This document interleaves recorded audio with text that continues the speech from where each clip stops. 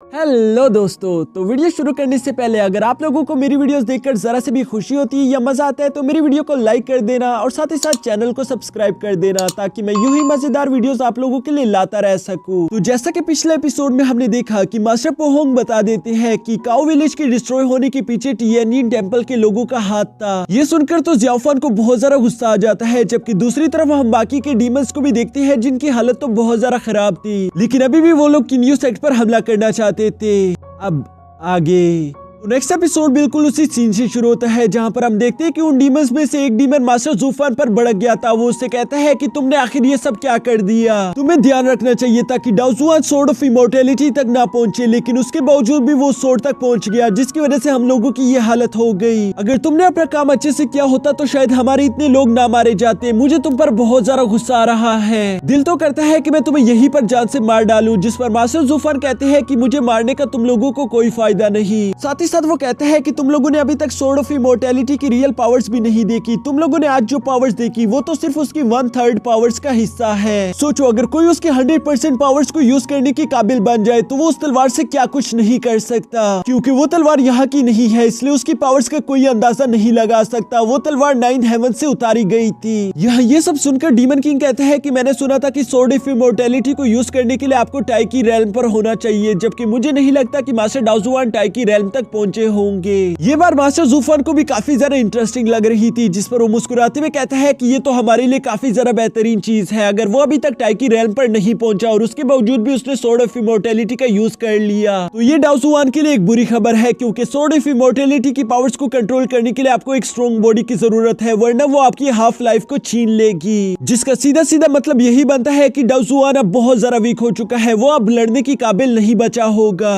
ये सब सुनकर तो डीमन किंग को अपनी जीत की एक और उम्मीद दिखाई दे दी गई थी, जिसकी वजह से उसकी आंखें चमक जाती है। तभी अचानक वहां पर जिया की आंटी भी आ गई थी, जो कि डीमन किंग को बताती है कि मुझे जिया यहाँ पर कहीं भी दिखाई नहीं दे रही, मुझे लग रहा है कि वो किंग यू सेक्ट वापस चली गई है। जो सुनकर तो डीमन किंग को बहुत ज्यादा गुस्सा आ गया था। वो कहता है कि जिया ऐसे कैसे कर सकती है, वो मेरा खून है, लेकिन इसके बावजूद भी वो मुझे छोड़कर वहां चली गई। इसी गुस्से के साथ यहाँ पर वो इरादा कर लेता है कि हम लोग किंग यू सेक्ट पर दोबारा से हमला करके उसे खत्म कर डालेंगे, जिसकी वजह से वो अपने घायल हारे हुए साथियों के पास चला गया था। वो देखता है कि उनकी हालत बहुत ज्यादा खराब थी, लेकिन वो उन लोगों को चेयर अप करते हुए कहता है कि तुम लोगों को यूं हार नहीं मानना चाहिए। तुम लोग अपने आसपास नजरें दौड़ा कर देखो, पहले हम लोग एक दूसरे से नफरत करते थे, लेकिन आज हम इस जंग के लिए एक दूसरे के साथ आकर खड़े हो गए। हम लोगों ने अपनी आपस की दुश्मनियां बुला दी है ताकि हम लोग इस जंग को जीत सके। तो इसलिए अब वक्त आ चुका है कि हम लोग एक बार फिर से इकट्ठा होकर हमला करें, क्योंकि पिछले 100 साल में ये वो पहली मर्तबा है जब किंग यू सेक्ट बहुत ज्यादा कमजोर हो चुका है, इसलिए हम इस मौके को हाथ से जाने नहीं दे सकते।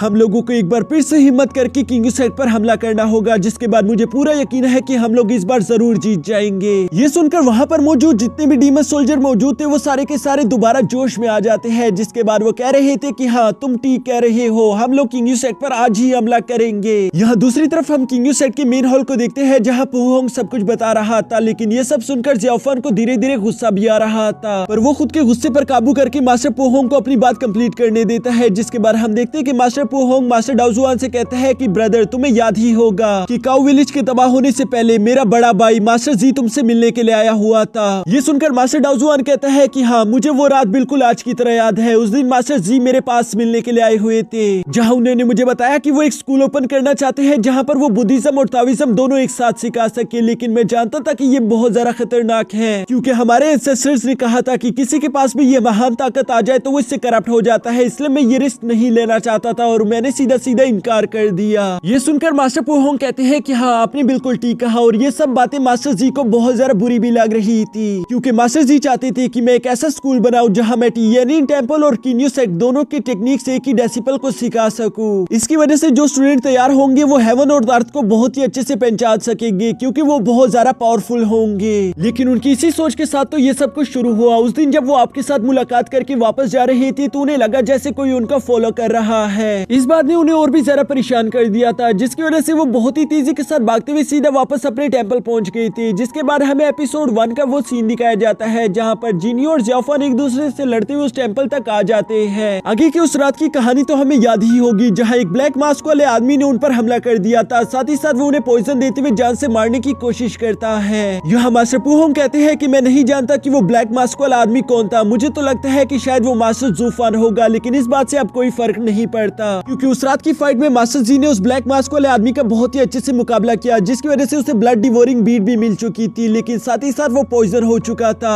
वो जानता था कि वो ज्यादा देर तक जिंदा नहीं रहने वाला, पर वहाँ पर उसे 2 बच्चे दिखाई दिए जिसकी उसने जान बचाई थी, पहला ज़ियाओफन और दूसरा जिनियो। ज़ियाओफन को देखकर मास्टर जी को अपने ख्वाब को पूरा करने का एक मौका दिखाई दिया, जिसकी वजह से उन्होंने अपनी सारी की सारी पावर ज़ियाओफन को पास कर दी थी। साथ ही साथ उन्होंने ज़ियाओफन को वो इवल पियरलेस बीट भी दे दिया था, जिसका इस्तेमाल करके वो खुद को स्ट्रॉन्ग बना सके, क्योंकि वो जानते थे कि ज़ियाओफन बहुत ज्यादा कमजोर है। यहाँ पर ये सब करने की वजह से मास्टर जी ने ज़ियाओफन को आखिरकार टिएनिन टेंपल के सारे टेक्निक्स तो पास कर दिए थे, पर वो ये नहीं जानता था कि क्या किन्यू सेट ज़ियाओफन को अपने साथ एक डेसिपल के तौर पर रखेगा, क्या वो उसे अपनी टेक्निक सिखाएंगे या फिर नहीं। ये सब सोचते हुए मास्टर जी का दिमाग खराब हो रहा था। वो कहते हैं कि मैंने अपना घर छोड़ दिया, मैंने अपना सब कुछ छोड़ा अपनी इस ख्वाब के लिए, लेकिन अगर किन्यू सेट ने ज़ियाओफन को अपने डेसिपल के तौर पर चूज ना किया तो मेरी सारी की सारी मेहनत पर पानी फिर जाएगा, और वैसे भी मैं तो सिर्फ 3 दिन के लिए जिंदा रहने वाला हूँ, मेरे पास और कोई रास्ता नहीं, मुझे कुछ ना कुछ करना ही होगा। ये सब सोचते हुए अचानक से उन पर डार्क एनर्जी ने काबू कर लिया था, जिसकी वजह से उनकी बॉडी ज़ियाओफन की तरह रेड कलर की चमकना शुरू कर देती है, यानी कि वो पूरी तरीके से खुद पर काबू खो चुकी थी। जिसके बाद वो कहती है कि इस दुनिया में शांति लाने के लिए कुछ लोगों की कुर्बानी देना जरूरी है। जो कहते साथ ही उन्होंने बहुत ही तेजी के साथ विलेज की तरफ बढ़ना शुरू कर दिया था, और वो अपने सामने आने वाले हर किसी को जान से मार रहे थे। उन्होंने पूरे विलेज में चारों तरफ लाशें बिछा दी थी। वो तो मिस्टर वांग को भी जान से मारने वाले थे, लेकिन तभी अचानक वो होश में आ जाते हैं, जिसकी वजह से उन्होंने मिस्टर वांग का गला छोड़ दिया था।